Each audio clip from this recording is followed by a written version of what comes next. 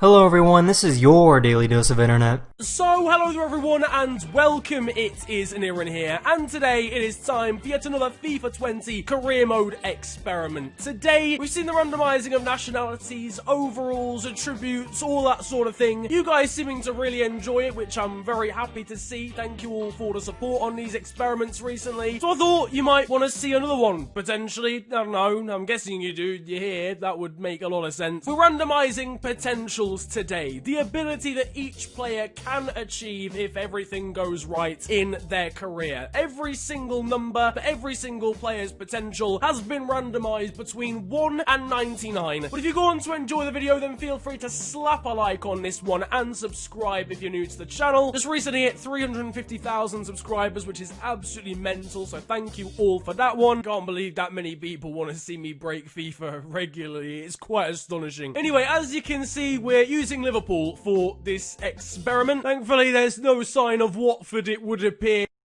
You're a lucky man that you're allowed to stay around here, Dejan. Yeah, you look away. Now, every single player in here, as well as every single player in the game, has had their potential randomized. And I guess the way we can check that is to look at the statuses. You can see Kalea here, the Irish goalkeeper, is showing great potential. I don't think on the normal version of the game he has anything near 80. I think it's more like 76. If we go further down, though, you'll see someone like Sepp Vandenberg, who has at least showing great potential. Usually doesn't have a status at all, which means his potential is somewhere less than 80. And just to remind you, it could literally be 1. Sepp Vandenberg could be 1 overall. Well, he's not. He's 66. But I mean, and this is obviously gonna affect the regens as well. Trent Alexander-Arnold, for example, could have a potential of like 12. Then if that's the case, when he retires, his regen is gonna be 12 overall maximum. So listen, I could be jumping the gun here, but Stoke are in the semi-finals of the Carabao Cup. Now, no offence to Stoke,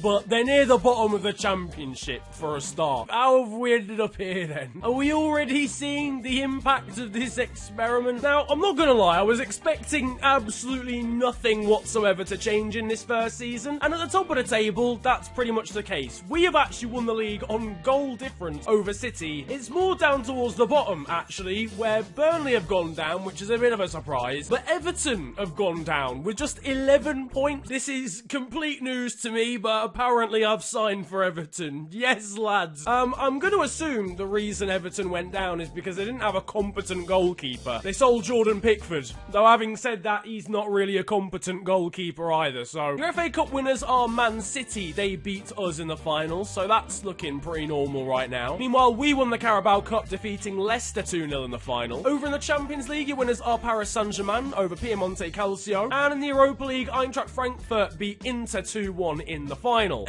Because we've changed all the potentials, the scouting reports have kind of changed as well. So these are the players in England that are considered promising now, not usual. Elliot List from Stevenage, Jack Aitchison from Forest Green, Odin Bailey also from Forest Green. Dear mother of Christ, what's happened to Gini Wijnaldum? If I look at the wheel, he's still a good player. Why is his overall 47? I'm perplexed. I'm very confused. Why is he randomly gone down by 38? His attributes haven't changed. I think the quality of the first 2 free agents on this list pretty much sums up how this experiment is gonna go. Diasha Bandari is literally a diabolical. To Anil Bandari, his brother is significantly better, but then Amanpreet Bandari. Listen, I don't know what is going on in the Bandari genes. There's clearly a significant imbalance. There's no consistency here at all. There's definitely a wide variety of regens. Oh my goodness me. Wijnaldum has now returned to his normal overall. I'm very confused at this point in time.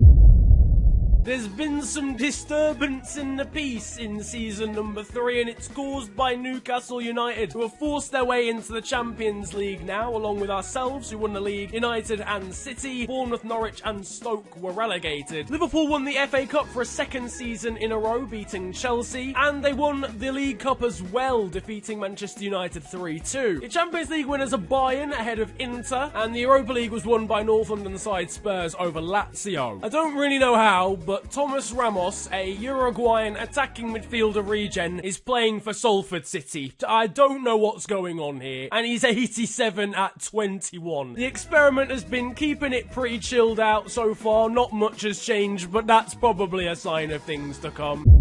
Season 5 is the season where things have finally happened, ladies and gentlemen. Tottenham Hotspur have won the league, only losing once during the course of the campaign and scoring 107 points. Meanwhile, Crystal Palace, Villa, Leicester, Southampton and Watford round out your top 8. I don't really know what's happened to the second half of the usual top 8, whilst all the way down in the relegation zone with just 9 points are Chelsea, relegated along with West London rivals Brentford and also Brighton. Once again, I'm pretty sure the reason is because they have no goalkeepers. They have Juan Pizarro, who's somewhere between 9 and 19 overall, and Jamie Cumming. And, I mean, that sums it up, really. Elsewhere, over in France, Paris Saint-Germain have been knocked off the top of their perch by Monaco, who went unbeaten and scored 108 points. Your Bundesliga champions are still the usual suspects, though. Bayern winning over Leverkusen and Borussia Dortmund. Serie A was won by Juventus, once again going unbeaten, ahead of Inter, Napoli and Roma. And finally, in Spain, we've got Real Madrid taking the crown there over Barca and Atletico. I know this is extremely late in the experiment to be saying something like this, but if anyone was wondering whether players go down because they've got a potential lower than their overall, they do a bit more at the end of their career, but they don't just straight away decline. And equally, players who have a terrible starting overall and have a really high potential don't just reach that straight away. Okay, there are some ridiculous players in this save, but I'll show you them later. Tottenham Hotspur are your Premier League winners for this new season. They've gone unbeaten, which is something that we didn't manage to do. Middlesbrough, newly promoted, I think, up into the Champions League already. Tottenham beat Manchester City in the FA Cup final, while City were on the receiving end of a beating in the Carabao Cup final as well, this time on penalties to Newcastle. Borussia Dortmund are your Champions League winners for Season 6, and the Europa League victors are Athletic Bilbao. Down in the Championship, Chelsea are immediately re-promoted with 44 wins from 46. Down at the bottom, we've got a first team dropping from the Premier League all the way down into League 1, and that comes in the form of Burnley. Paris Saint-Germain have reclaimed the top spot in Ligue 1, ahead of Monaco, Lyon, Marseille and Lens. Your Bundesliga champions once again are Bayern, once again ahead of Leverkusen, once again ahead of Dortmund. Over in Italy, Juve are still the dominant force, and your La Liga champions are Real Madrid once again. Now, I haven't really shown much in terms of international tournaments. That's because there's not really been much of a change during the sort of 6 or 7 seasons we've done now. We're in 2026 and the World Cup has happened. Unfortunately, the Three Lions have been defeated in the final against Spain. Of course, it's on penalties. We've just lost to Stevenage in the FA Cup.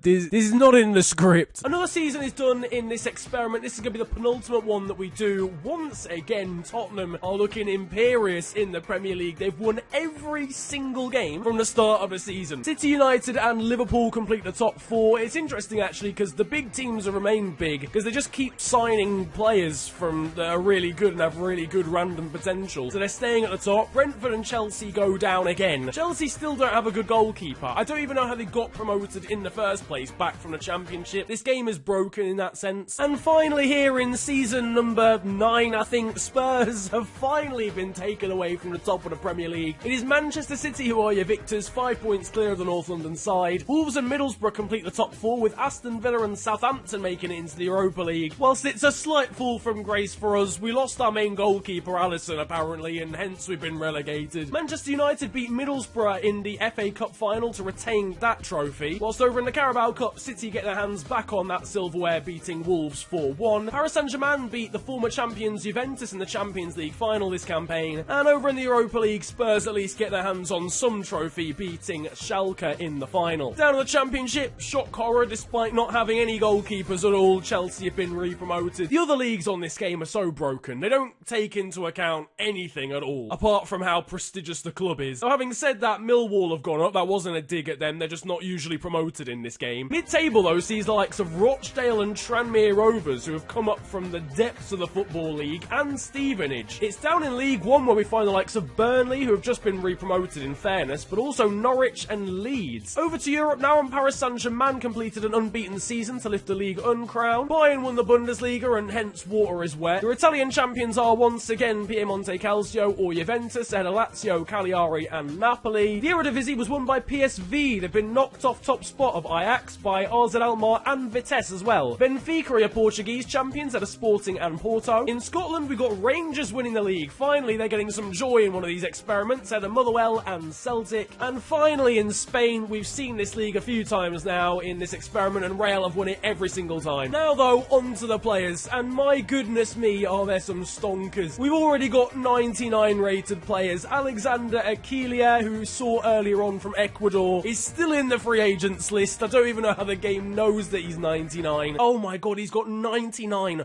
on every physical apart from strength. Interestingly enough, we've also got Stevenage Town's David Alaracchia, I think that's pronounced. And over in Italy at Lecce, we've got Andrea Palagini, who's also 99. Further down, a 97 rated player playing at Mirandes, I think that's a Spanish club, he's Brazilian. Shenglong Chu, Chinese free agent at 97. Monaco's centre mid, Skodran Abrahamson, 96 rated from Sweden. Another 96 rated player in the form Roman, oh my, why are all these names so complicated? Ilaimar Harita, I mean, that's probably absolutely butchered. He interestingly wasn't at PSG before. When I first scouted him, he was playing in the second division of France, so that's a quite, like, realistic transfer. Another Stevenage player. Chang Sheng Song, another Chinese player at Real Madrid. Jeremy Dingombe, another player who's moved somewhere. He wasn't at Man City when I scouted him, but they picked him up because they're a big club. PSG with another player now, Olivier Plentinks, a Belgian centre mid, brilliant name. Kazuki Fujimoto, though, is even better, a striker from Japan. Back to Real with Ricardo Jose Ferreira shooter, and then the first Barca player being Rodrigo Ribeiro Souza. More 95 rated players here, a Colombian winger, a Danish defensive mid, Chilo Ogilvy, a left wing back in the free agents, joined by Alexander Parker, who's also not got a club. Yusufu Lapis, oh my god, he's got my surname as his first name. Wow! I mean, that's not the spelling, for anyone who was wondering, but there's a player called Yusufu. That, though, I think is going to wrap up this experiment for today, seeing what would happen if every single potential was randomized in FIFA 20 career mode. If you have enjoyed it, then slap a like on this one,